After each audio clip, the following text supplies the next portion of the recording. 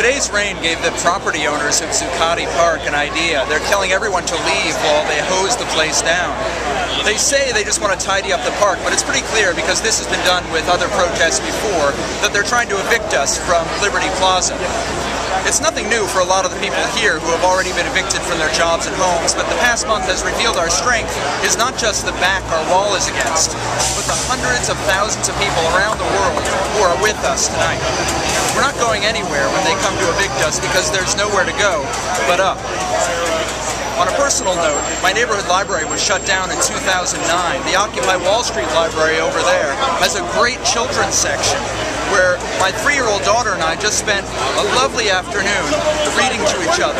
It's unclear when the city is going to oust us or what kind of force they're going to use, but you can be sure the occupation is not ending this weekend, and that Aurora and I will be returning to finish Goodnight Moon when we're from the place that we left off.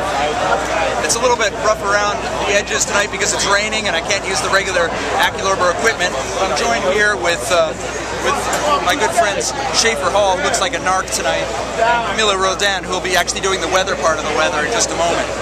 So it's been raining, and it will continue to rain for a while, and I don't understand why. I wrote a letter to the Sun asking it to do what it promised during the campaign. I sent a petition to the clouds, and I voted for a warm front, but it turns all weak and occluded. It occurs to me that perhaps the sky's upper-level disturbances don't care about what I want or what any human wants. But the weather is part of a largely predictable system. It will be cold in the winter and warm in the summer and so forth. If we expect what it is unable to give, we'll be disappointed. Winter is coming. We're going to get cold here at Liberty Plaza because that's what winter does. If we hope for it to be warm, we'll be both cold and disappointed. It's a lot like this economy. If we expect it to provide for us, to be stable, to do the things it promised us, not only will we continue to live precariously, but we'll be baffled and confused. Take the crash. The crash isn't a weird aberration. Crashing is what the system is designed to do. A system designed to consolidate the population's wealth into the hands of its architects. It works until the people run out of money to steal. Bankers like to pretend nothing like this has ever happened before. Remember the Great Depression? Not of 1929, the original Great Depression of 1873. In 1929, bankers pretended nothing like that had ever happened before, and they knew the people would believe them. They went so far as to give it a name they'd already been used, and nobody noticed. The crash and Great Depression of 1873 was caused by the post-Civil War speculative bubble. It was solved by the slave labor-fueled railroad speculation bubble, which led to the great crash of 1893. Then J.P. Morgan and gold speculations bubble got the economy expanding again for a few years at least. Then you had the great bankers panic of 1907, another depression that lasted until the creation of the Fed, the demolition of the labor movement in World War I, which managed to get the money flowing out of the hands of the people up to where it belonged until the next crash. The system is designed to expand wildly and then contract catastrophically. If you don't like it, well, what are you going to do?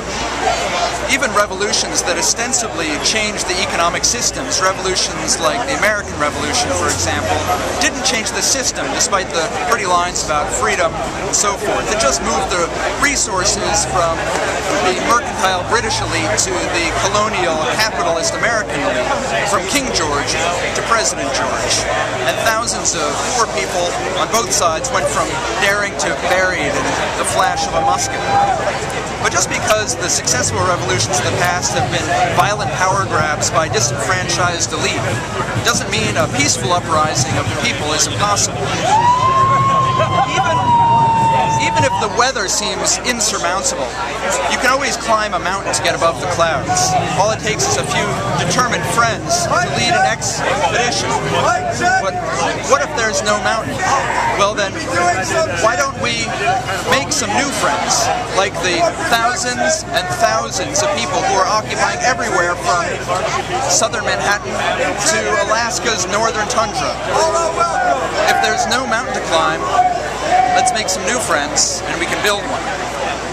So the rain's going to be a challenge for the next 24 hours, but we'll stop early on Saturday morning here in New York in time for the October 15th amplifications. What's October 15th? That's why you need to make some new friends or talk to some old ones, because they have some of the same ideas that you have. Ideas like maybe the non-participatory system that caused all this grief isn't the same system. We need to end it. Great idea.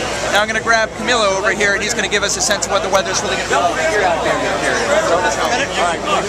I was thinking maybe you could tell both of our viewers what the weather's going to be like starting tomorrow. Tomorrow, Friday, there will be a high of 72 and a low of 52 with some wind and rain. Saturday, there's a high of 65 and a low of 50, and it'll be partly cloudy. Sunday, there's a high of 69 and a low of 53, very similar to the preceding and the following day, but it'll be partly cloudy. Whereas on Monday, there'll be a high of 68 and a low of 55 and some showers. Thanks a lot, Camilo. No problem. See you around. All right. So the occupation is going to continue after Friday morning's showdown, but even with morality and decency on our side, the weather won't be in the weeks to come.